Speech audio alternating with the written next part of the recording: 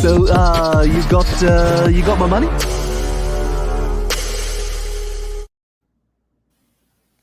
What's up, guys? Welcome back to another installment of 10K Bets. I'm your host, Mike, and I'm here with Sammy Stats. Sammy, how we doing tonight? We are good. Mike, how are you doing?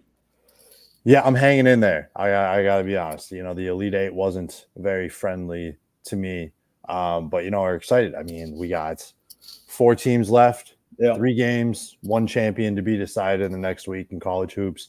Yep. I mean, I'm a little sad, to be honest. March Madness, it kind of flew right by on us. We're already in that feels third. Like it started and now it's already over. But it should be 2 great games.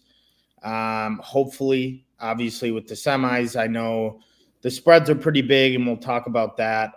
But something tells me that it's just going to be a closer game than what Vegas tells us. But yeah, I'm hoping it's 2 good games, and then it should be a really good national championship. So I'm excited. Man. Definitely. Unfortunately, we are at the end of it, but these games are going to be awesome. Right. Yeah. And I guess before we get into that, let's kind of backtrack and talk about the games last weekend, starting in the Sweet 16. I'll share first on the Sweet 16 because I did really well on that. I went 4-0. Let's see. We played I don't even remember where we played Illinois money line, and then Bama plus 4.5 on Thursday night. Cashed those nicely. And then Friday night we had the nice upset with NC State. I took the points. Wasn't quite as bold to take the money line. And then I also had after that Duke plus 4. And I think I kind of lucked out that Shed got hurt. And then so I'd say overall Sweet 16, very good. Maybe not quite as fortuitous on the underdog front as I've been on the first weekend. But still really a great way to make money, I'd say. But yeah, let's just get right into the underdog ad read right away. I guess I'll say it's the easiest way to get some action on sports. It's Underdog Fantasy and their pick'em game. You can just pick higher or lower on your favorite or least favorite players' stats, and you can win up to 20 times your money in a single night. Underdog keeps it super simple with their easy-to-use website and mobile apps. Pick between 2 and 5 players to fill up your pick'em entry. Get every pick right and take home some cold hard cash. Use code 10K and get your first deposit doubled up to $100 with Underdog. Once again, that's code 10K on the Underdog app or website. Nice. And like I said, I was in goblin mode first weekend, and even the Sweet 16, it was really awesome. I was winning at like 40% a clip, so it's like I was cashing left and right. The Sweet 16 did humble me a little bit. I think I went 1 for 3, but luckily the one that I wagered the most on, I got with Tristan Newton and Terrence Shannon with the points on Thursday night. So that was nice. I wish I could have got more. I got really crushed by that. While I bet on Duke, I got crushed on that Shed injury. That was a crazy game. To see Shed go down like that, I actually just thought he kind of just rolled his ankle a little bit, and obviously tape it up and do what you need to do, and he'll be back in the game. It's probably not that bad. And then once they showed the replay again, and he rolled it pretty good. And I just, for him to not come back was a huge blow for Houston. I mean, he's their guy, So luckily, we were on the right side with Duke and Duke money line. But it just sucks how a guy of that controls the game so well, really on both sides of the court. He was All-American, and he was Defensive Player of the Year in the Big 12.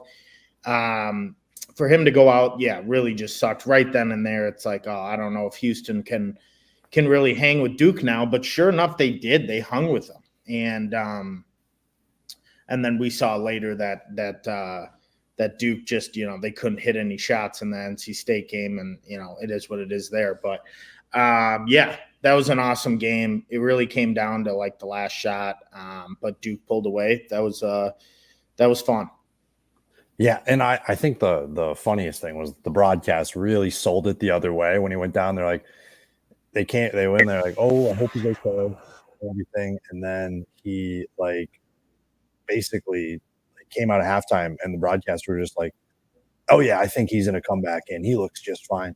Yeah. And then like the sideline reporter immediately just went like, they're not ruling him out, but he's not ready to play. They haven't come out, so we might see him later. Like they hung close the whole way, and he didn't come in. So clearly, a little more serious than they let on. Yeah, for sure. In that one, no, I thought he was going to play for sure, and he just never came back. Especially when he goes on a bench too, second half. Obviously, he's there for his teammates. But I just for sure thought, especially as the game got closer, that he was going to get in there and give it, everything he's got. But clearly, he was super banged up.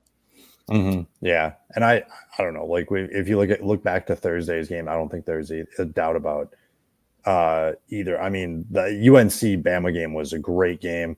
Really, I don't really think the Illinois game was as memorable as I wanted to. I mean, Iowa State had trouble making shots. Illinois got whatever they wanted, which is just very uncharacteristic against that Iowa State defense. Yeah, that one shocked me for sure. I didn't really see it. I thought Iowa State was going to be better defensively, and whether they had an off game or it wasn't clicking for them, they weren't picking it up. It is what it is. That happens, right?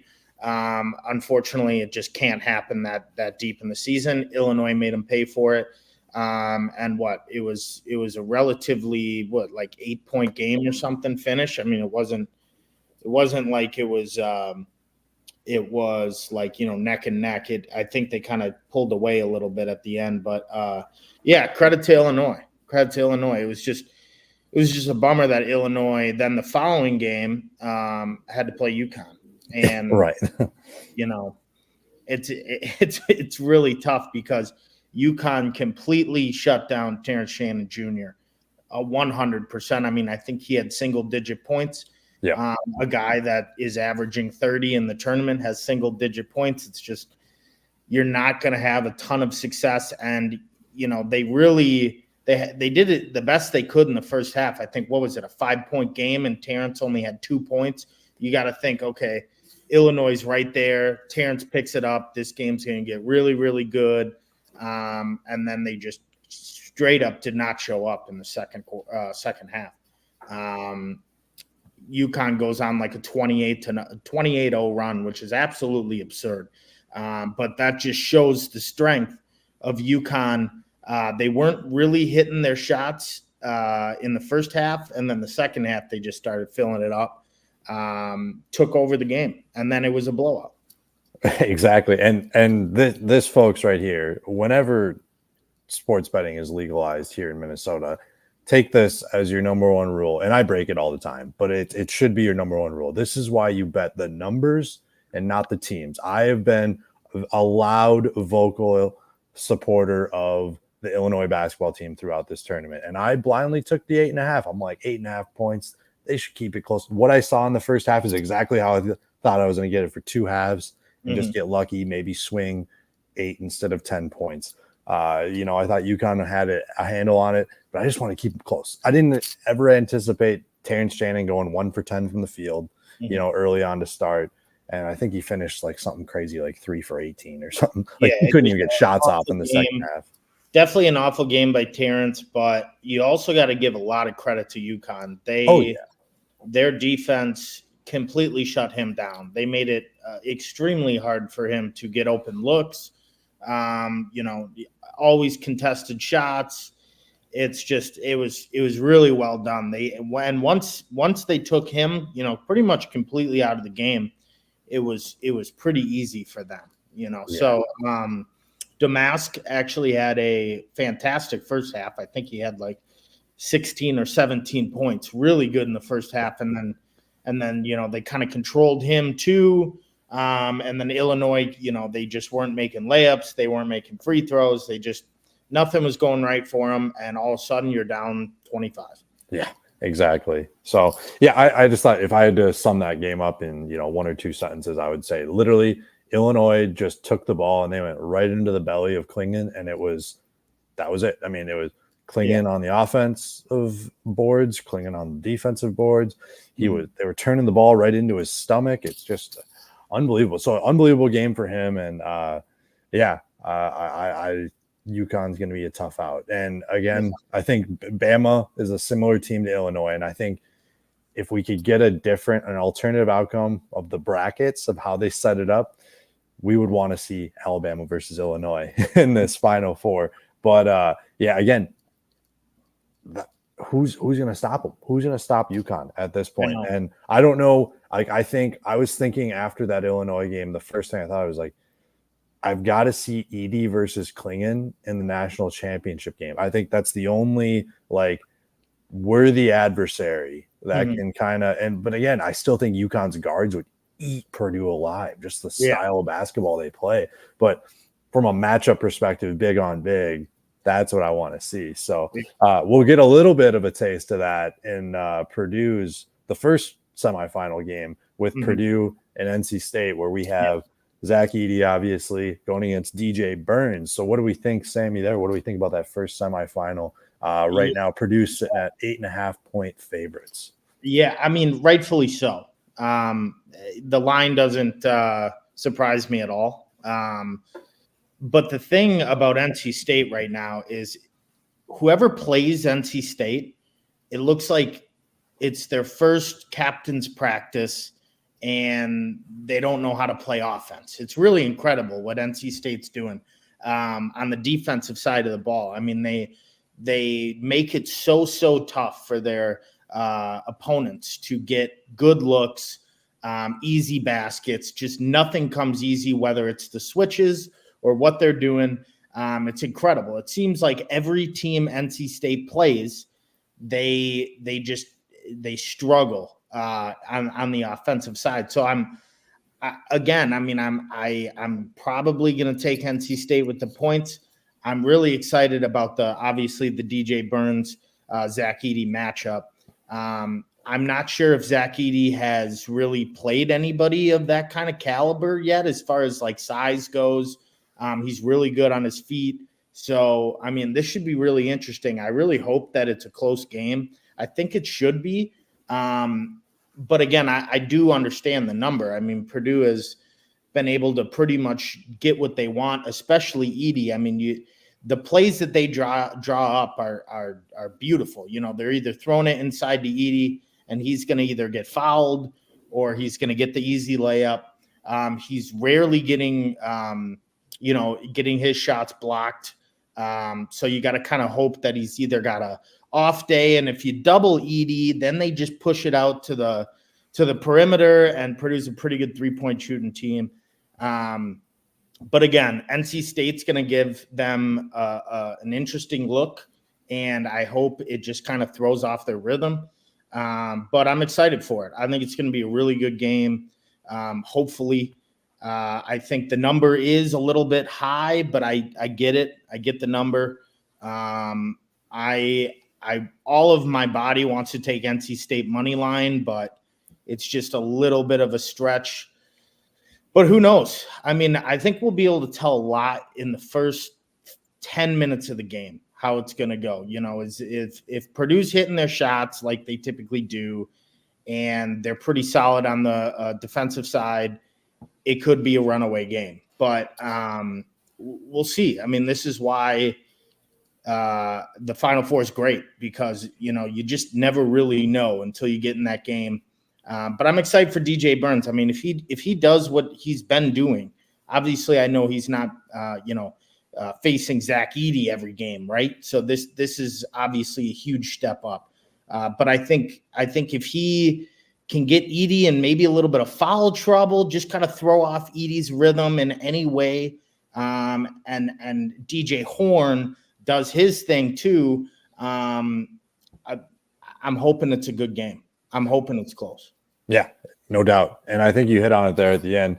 When I was looking through kind of underdog plays and seeing what I could really attack here, I didn't go to DJ to DJ Burns originally. I'm looking at DJ Horn points because I think he can take advantage of some of those Purdue guards.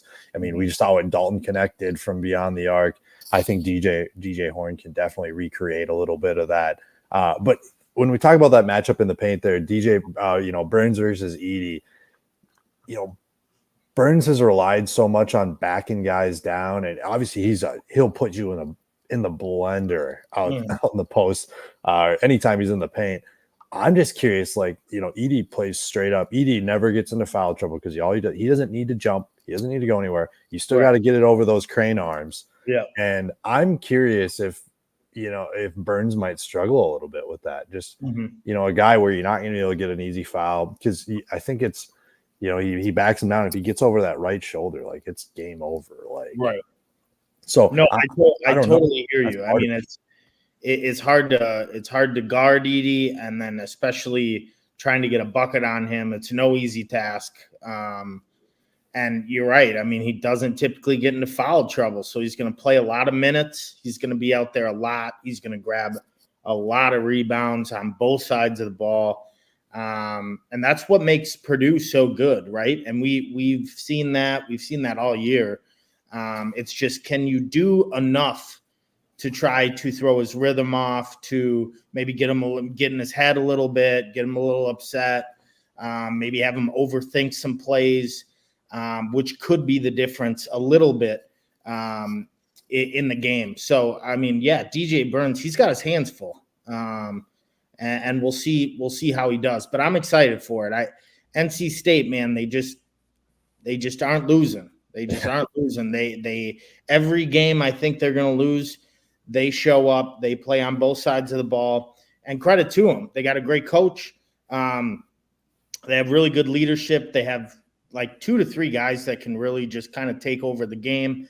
But I'm really excited to see what they do on the defensive side of the ball to try to throw off Purdue in any way they can.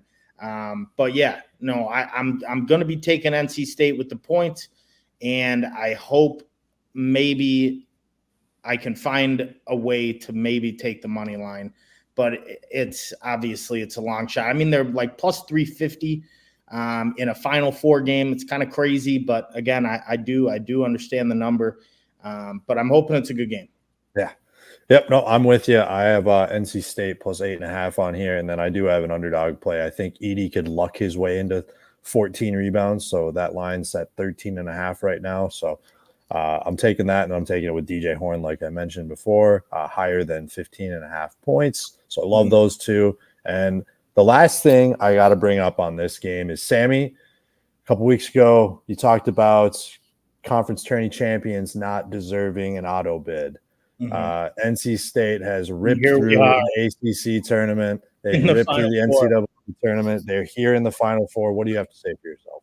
Yeah, no, I mean, hey, I didn't have a problem with NC State making the tournament because I thought they did deserve it, but it was just more in general, conference tournament winners automatically getting a bid and taking it away from some of the higher end teams, especially in the Big East, like Seton Hall, Providence.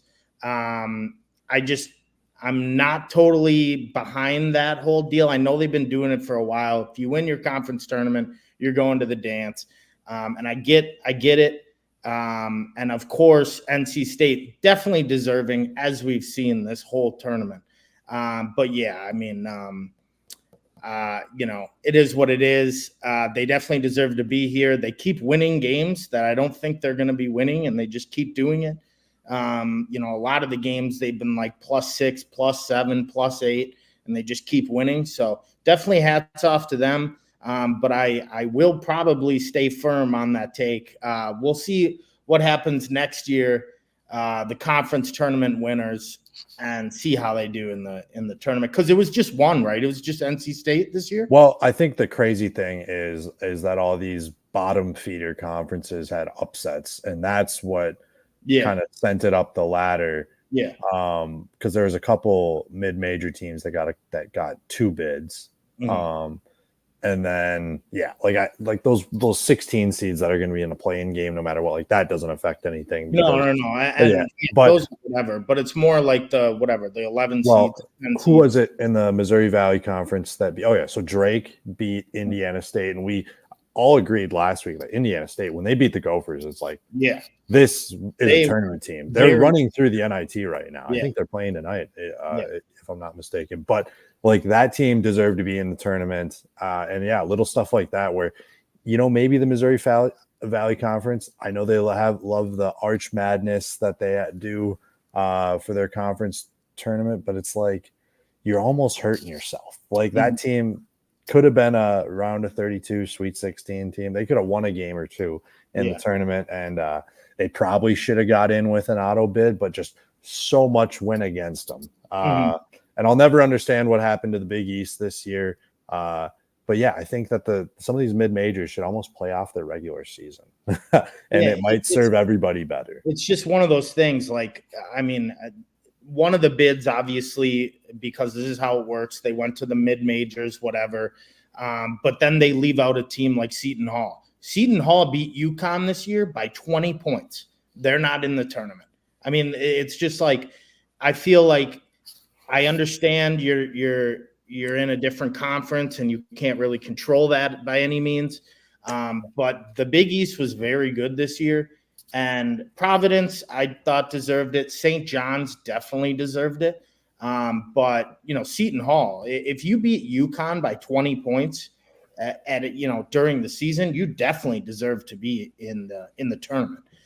This UConn team is unbelievable. And if you're able to find a way to beat them by a 20 ball, I think there's no reason that they shouldn't have been in it. But that's just the way the bids go, right? And you can agree with it. You can disagree with it. It's just how they've been doing it. So, right. Yep. There's always some points of contention there. And I think if you look at the resumes again this year, hell, the way UConn's been playing, I think any team that can beat UConn by 20 points, like that should be enough. You can dismiss the other 30 games you play, and that should be enough to at least get you a 16 seed. Yeah, and it wasn't like Seton Hall was bad. It wasn't like they were. No. It wasn't like they were like 6 and whatever, and just happened to beat UConn by 20 points. I mean, they were,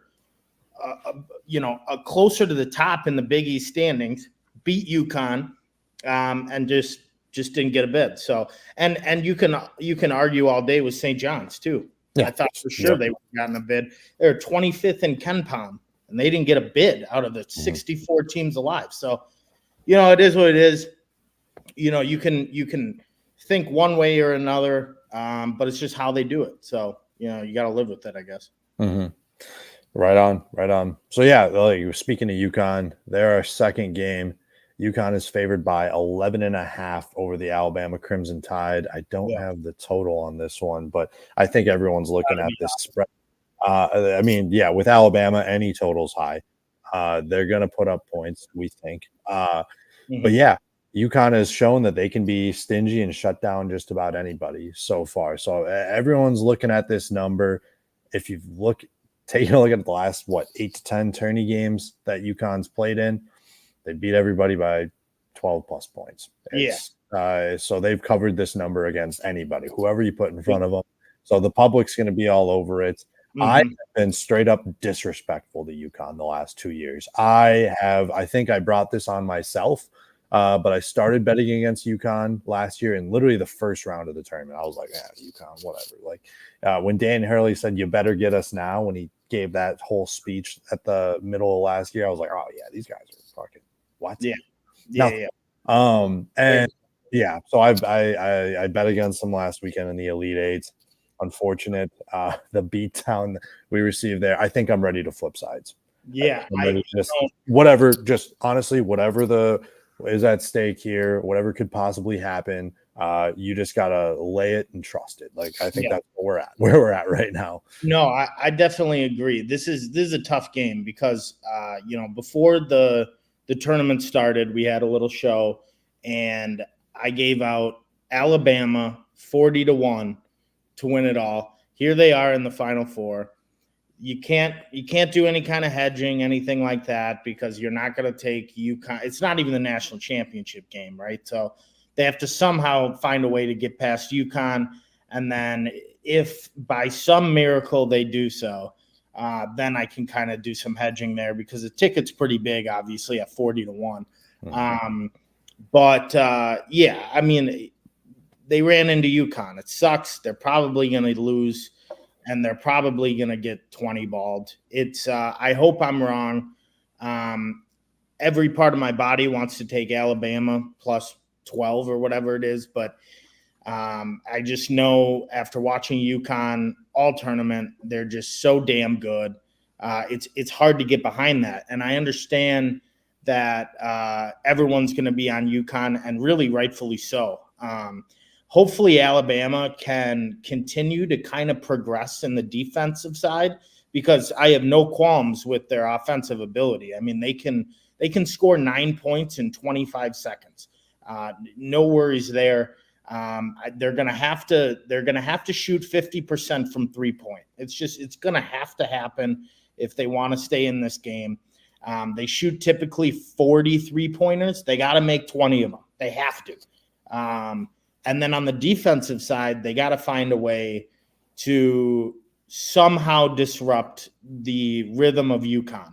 Nobody's been able to do it, so I don't have a ton of hope for that, but I guess you just never know. You know, Nate Oates, good coach, so hopefully they do some stuff in practice this week to try to get ready defensively, but it's just not really their game. They just think that they can score more than their opponents no matter what. So that's how they're going to do it. And I'm not sure that that's going to work with UConn here. They're going to have to hit the 3-pointers. There's no way around it. Right. And, you know, they got to keep Grant Nelson out of foul trouble.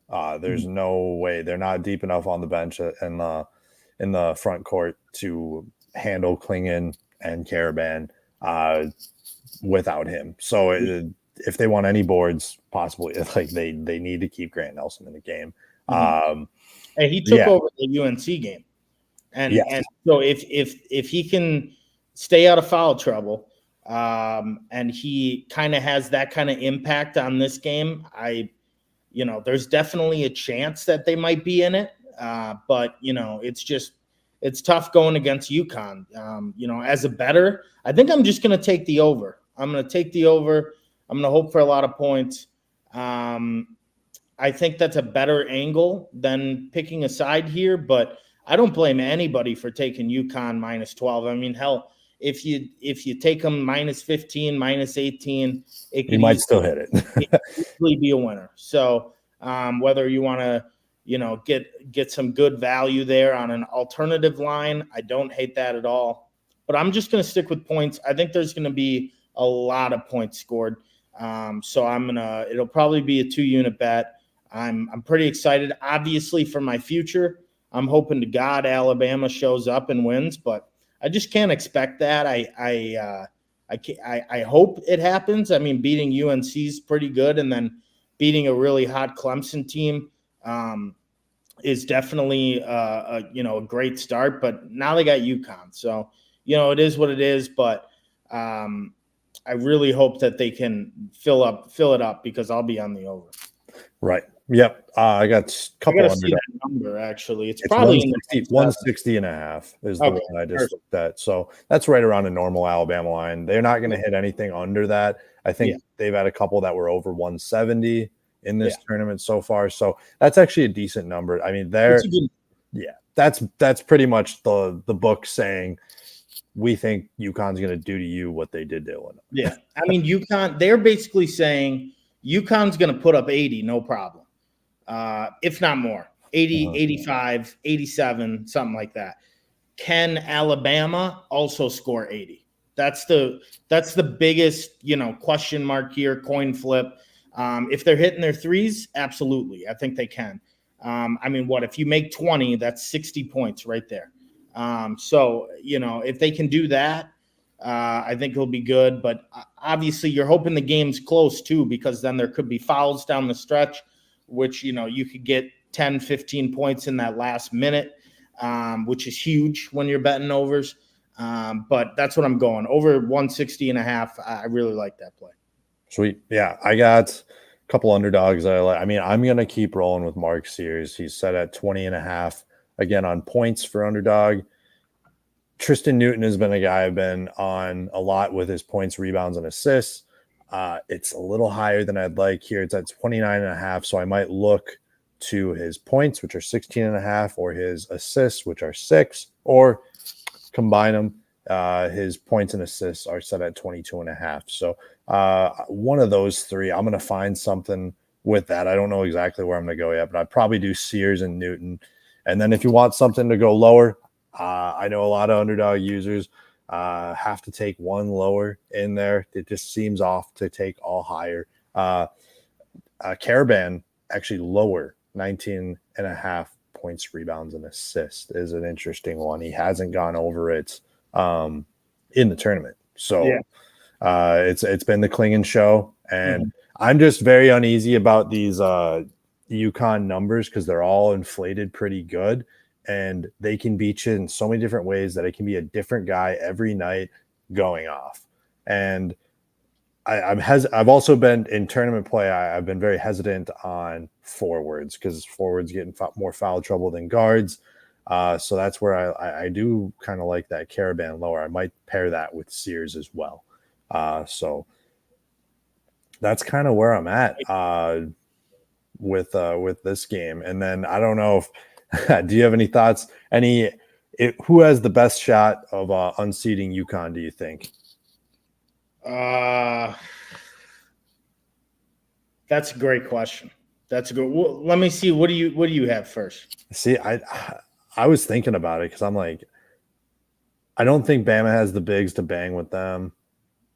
Purdue definitely has the bigs, but they don't have the guards.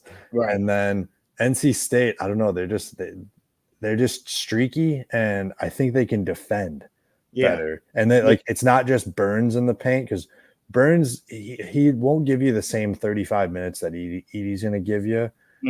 He has to come out more than most. But Diarra has been really good. It might be NC State. I don't know. But I mean, off the bat, I have to say Purdue. But I think it's one of those two teams. It's Purdue or NC State, and I give NC State a lot of credit.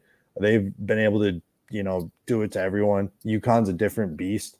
But if they get past Purdue, there's no reason to think that they wouldn't at least be a candidate. They might be the best candidate in this tournament to beat UConn. So I'd say Purdue, but if NC State gets the win, that's the way I'd go. Yeah. I mean, I guess if I had to say it, probably Purdue has the best chance of beating UConn. But honestly, and I don't know what that spread would be. Maybe 4 or 5 would be my guess. But it's just I just don't see it happening, man. I mean, I think they probably beat Alabama by double digits, and then they probably beat Purdue by 7 or 8, especially with fouls at the end. But I hope I'm wrong. I'd love to see UConn go down. But they're just playing too damn good. So we'll see. We'll see what kind of game plan Alabama has for them. I'd love to see an upset, but I don't think it's going to happen. Yeah. So with this should be a good last weekend of college hoops, and then we've kind of started to ramp up with baseball season. The Twinkies are about a week into their season. They got their home opener at Target Field on Thursday against Cleveland. I'll be in attendance. I think our boy Renz will be in there as well. Thoughts so far on the Twinkies? What do we like? What do we don't like? Good, bad, ugly? I mean, their pitching's pretty good. It's been pretty good. It was really good last year. I think it's going to be just pretty similar this year. It's just the offense. It's early, so it's tough to tell. Kind of, let's talk about it more in a month, see where they're at. But it's just the strikeouts, man. There's guys on base, and they're striking out like crazy. Again, it's very easy or very early in the season, so I'm not too worried about it. But I would just say the defense or the offense, the hitting is it could be tough this year. And obviously it doesn't help when Royce Lewis goes down first game. I mean, that's a bat in the lineup that you can kind of count on to, create some runs, create some really good at bats. But we'll see. I mean, I don't have any qualms with the pitching. I think the pitching will be pretty solid for the most part this year, as it was last year. It's really just the hitting. I mean, they struck out the most times last year of any team in the MLB. So I'm just really hoping that we can have a season where maybe they're just like middle of the pack. Yeah. So. Yeah, just get a little bit better. Yeah, just a little bit better. I'm not asking you to be the best hitting team in the league, because I know that's not going to happen. I mean, you're looking at the Yankees, the Astros, a lot of teams in the AL East very good at hitting, and the Braves, the Dodgers. Those are the teams that from 1 to 9, they can all hit. I understand the Twins are not those teams. But I'm just hoping they get a little better offensively and be able to score some runs, because the pitchers can't do it the whole season. They can't just continue to put up 0, 0, 0s. Like, that's extremely hard to do. And the hitters in the MLB are too good. So you got to give the pitchers some run insurance. Hopefully that comes in play. I don't think we've really had a game like that this year where we've gotten up, 6-1, 7-1. It's only been a few games, so you can't really judge it. But I'm hoping that hopefully that we can get better at hitting and producing runs to take some stress off our pitching. Yeah, and I don't know. Put the ball in play. That's just put the ball in play. Make little contact, Yeah. If you need to play small ball, let's play small ball. Let's bunt it around. Let's just put the ball in play. They just haven't been able to do it yet. But, luckily, I think, what did we score? 2 against the Royals on opening day, and we had our ace, Pablo, pitching. So that was enough for Pablo. But, it's not going to be like that every start for Pablo. So, and we're not going to be playing the Royals every game for Pablo's start. So, we got to find a way to scratch together some runs, some better at-bats. I watched the game today, and the at-bats were just not very good. No. Again, it's early, so there's no reason to really worry about this too much, but I hope it gets better. Yeah, I'll say on today's note, when you're talking about the at-bats, this is how you know you're not having good at-bats. I was working, I had the game on in my living room, and then I was in my home office, working, and I'd come out and check the scores every once in a while. We're talking like not even 15 minutes later, I'd go check the score, and I was like, the Brewers are at bat again. Is it the same inning? No, it's the next inning. That means like the Brewers are literally throwing 10 pitches and getting out of innings. You're only seeing 3 guys. It's absolutely ridiculous. And I'm not as bullish on the pitching as you are. Louis Varland, honestly, that's a good start for him today. Oh, yeah. I think he got into some trouble and he got out of some trouble, which was good. I have a really bad taste in my mouth still from Sunday with Bailey Ober's appearance on the mound. Yeah, we might have to do something about Bailey Ober this year. I mean, he wasn't half bad last year. I'm just hoping that he just might need a few starts under his belt to kind of find his stuff. Otherwise, I don't know. I mean, it's so early that you definitely can't send them down or whatever. Can't overreact. Can't overreact. You got to give them 5 starts. But that was not good. That he got shelled from the first inning on. He got pulled in the 3rd inning or something. Wasn't good.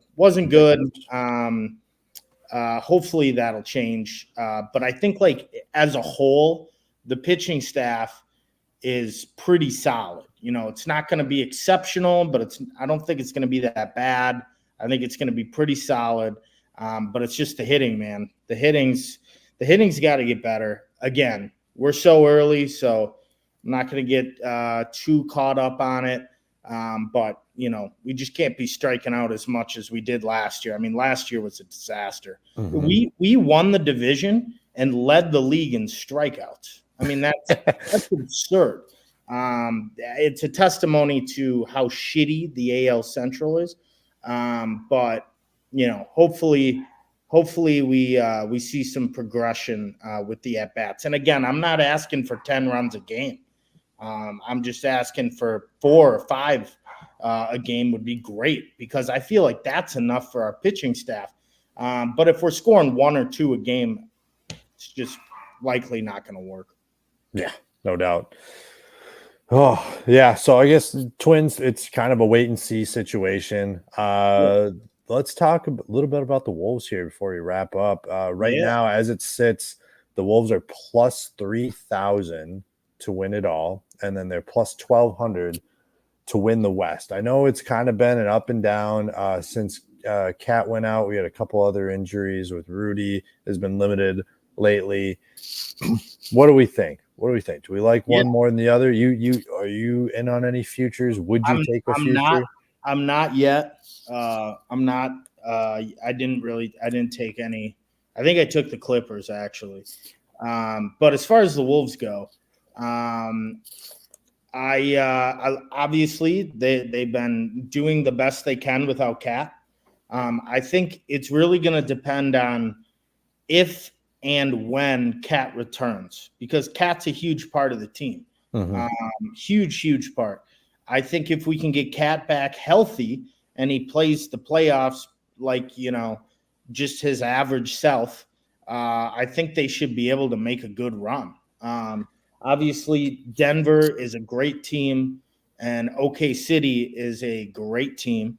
So, yeah, I mean, it'll be tough. Those are 2 series that if we play them, very tough to win. But I like I like this basketball team. They've been playing well all year. I mean, you can't win every game, obviously, but they're like 52-23 or whatever. And they've been playing the last month without Cat, or maybe 3 weeks without Cat. Yeah, it's been close to a month now. So I mean, I think they're doing the best they can without one of their star players, especially guys are stepping up. Naz Reid's really stepping up, and that's all you can hope for, right? In an injury like that, Anthony Edwards continue to just do your thing. Take a lot of shots, draw a lot of fouls, a lot of points there. So as far as future goes, I'm sure I'll play something to win the West as it starts. Probably will be like 5-1, 6-1, 7-1. I'm not exactly sure when those odds come out after the season or after the regular season. But yeah, I mean, I think we could definitely give any team a run in the West. But if we get Cat back, that's like a huge game changer. So if he can find a way to get healthy, obviously, easier said than done, of course. But yeah, I mean, I like the chances for sure.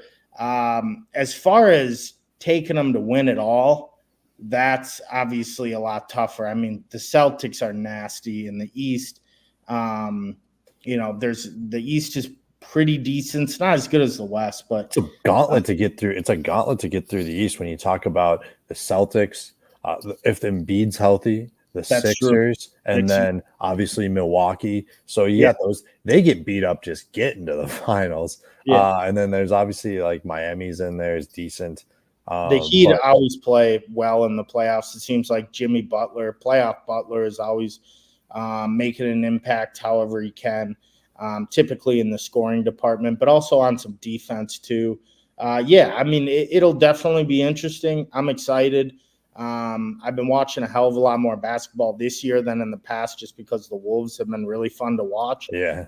So I've been definitely seeing a little more from teams. But yeah. We do got a live comment from Beach here. Apparently, Ant is on an 0 of 22 3-point run right now. The one thing I'll comment is that it looks like the Wolves are going to win the game. I'm just all about putting them in the W column right now. That's what I'll say about that.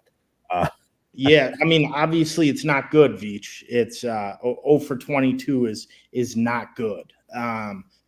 But I feel like he just needs to see a couple go down, and then he'll be back to usual kind of deal. But yeah, I mean, obviously it's not good. Nas Reed with 25 tonight. Let's go. Yeah. So, I mean, the Rockets red hot. So that's no slouching team. It's not the Rockets team that we're used to seeing. So that's actually a decent win. Honestly, for placing a future on this one, I'd say the plus 1200 is really intriguing to me. If they draw like the Pelicans in the first round, I feel great. If they end up getting like a 1 or 2 seed where they could play the Suns or the Lakers in the first round, I don't love that. So Yeah. I would be in the same boat as you, where I'd maybe wait to play it and see what the path is a little bit more, see how the seeds shake out. Because right now, the first 3 seeds between the Nuggets, Thunder, and Wolves are just neck and neck. It changes every day. So I don't know. I think I'd have to wait, but I do like the Wolves to win the West. I don't think I can take the future. I think I'd rather just. I mean, I wouldn't rather light it on fire, but I feel like it'd be the same thing. I'm right with you there. And I'll definitely be betting like game to game. If they're at home, oh yeah, definitely be throwing dollars on them. Spread, money line, things like that. But then like maybe some games on the road I might stay away from. Don't really love it. Hope they win, but do maybe a little more of that than just like putting all my eggs into like a futures basket. So we'll see. And like you said, it depends on the draw. So, we got a few games left, right? Like 10, something like that. And see where it goes. I mean, I think we're only like 1 or 2 wins away from locking up like a top 3 seed, I believe it is. They just clinched the other night, so yeah, they have a little bit of work to do to clinch one of those top 2 or 3 seeds. But yeah, I think that like it's all still in front of them. I think anything they do without Cat is just an added bonus for the future 100%. Of the team. Which that I don't like the moral victories because I just want to see a team go out and win something. Yeah, that's where kind of the Minnesota fan PTSD it kicks in against taking a future on the Wolves. But yeah, overall, I just think there's so much unknown. It's just really fun to watch. This is a team that I don't need to bet on to enjoy. So yeah, I mean, we will find out about the Wolves, but I think that they have a better shot than most other teams in Minnesota right now. So yeah, no, I definitely think that there's definitely a chance for them. Let's see, what did Beach say here? Nas Reed, 6th man of the year, 100%. Damn right. Dude's a dog. Love Nas Reed. He's stepping up awesome too. He was playing good before, he just wasn't getting the minutes. And now, I mean, he's just terrific. And to be as good of a 3-point shooter as he is awesome to see too. I love Nas Reed. I think he's an awesome addition, to the starting lineup while Cat's out. Absolutely. So I guess last thing before we wrap up, I'm not going to be here next week, so I got to ask you this week. Give me some names. Give me some names we're looking at in Augusta. What? I can't wait, man. This is like as close to like Christmas Day as it comes for me.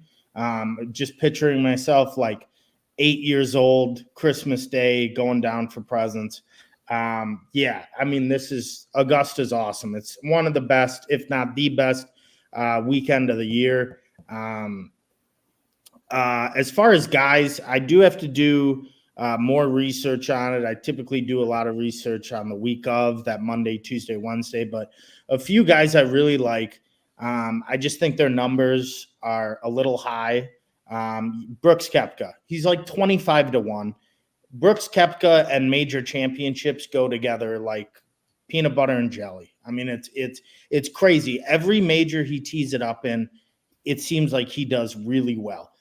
Brooks was second at the Masters last year to Jon Rahm, who ended up winning it. So we're going to go Brooks 25-1.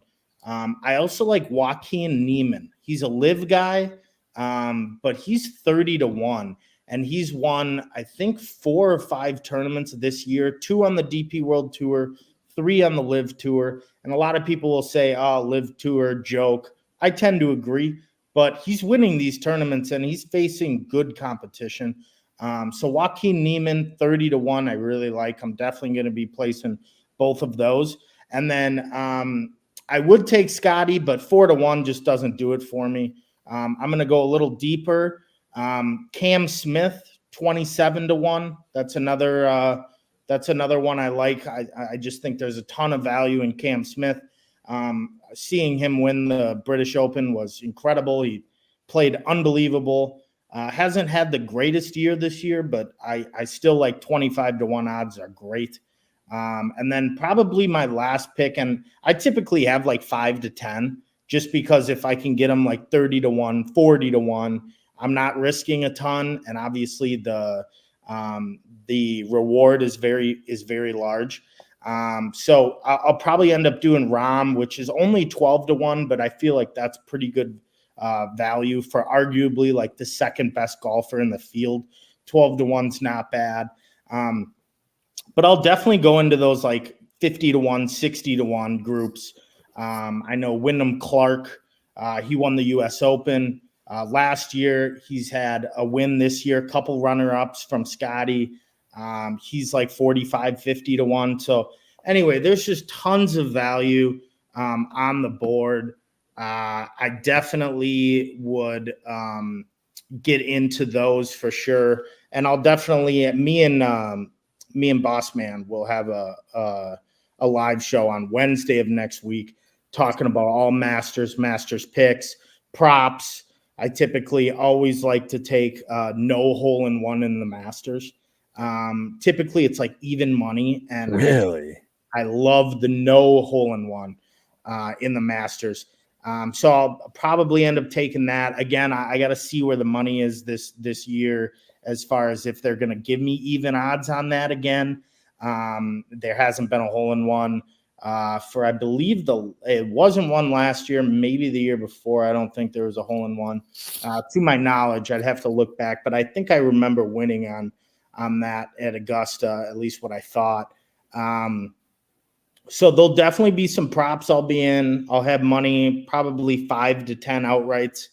But again, just the greatest time of the year. I'm excited for it. I'll definitely be letting the fellas know, what we end up doing. But Wednesday, we're going to have a show on it, and I'll be able to kind of run you down exactly what I'm looking at. Top 20 matchups, top 20 and matchups as well. So, yeah, I'm very excited. Let's do this thing. Let's go. And I love those answers, because everything you hear in the golf world right now, it's like Scotty this, Scotty that. Yeah. And you know what? I love those picks. Yeah. And especially I think that those live guys, some of those live guys, I think that Oh. there's just that extra chip on their shoulder in the Yeah, majors. And I love 100%. it. And when you look at the top 5 guys from last year's Masters, you had John Rahm won it. He's a live guy now. He wasn't then, but he's a live guy now. Brooks Koepka was in second, live guy. Phil Mickelson was in third, live guy. Pat Reed was in fourth, live guy. So I just think that they're undervaluing some live players. They typically do, at least from last year's major seasons to now this year. And I think there's a lot of value there. These golfers are still very good. I know that they're not competing every week like typical on the PGA Tour, but they're still very good golfers. They've competed in President's Cups, Ryder Cups, you name it. They play at a very high level, and obviously they were all once on the PGA. They can play. Promise you, they can all play. So yeah, I'll definitely be looking into it. Not saying that like all I'm taking is live guys, because there's still some value to be had in the 40, 50, 60s to ones on some of the PGA guys, but definitely think they're under wrapped for the live guys. So I'm really excited for it. Again, we're going to have a show on Wednesday on all of that. But yeah, it should be really fun. I mean, Augusta just hits differently. So Sure does. So yeah, that wraps up our show for tonight. If you don't already, follow us on Twitter, 10K Bets, Twitter, Instagram, TikTok. We'll be posting a lot of stuff. I mean, this is the most happening time of the year. It feels like where, we got the March Madness, we got the Masters, we got baseball, we got playoffs coming up for the NBA and the NHL, and we'll have plenty of good stuff for you. So follow us if you don't already. But thanks again for everyone for tuning in, and we'll see you soon. Yep. We'll see you next week. Take it easy.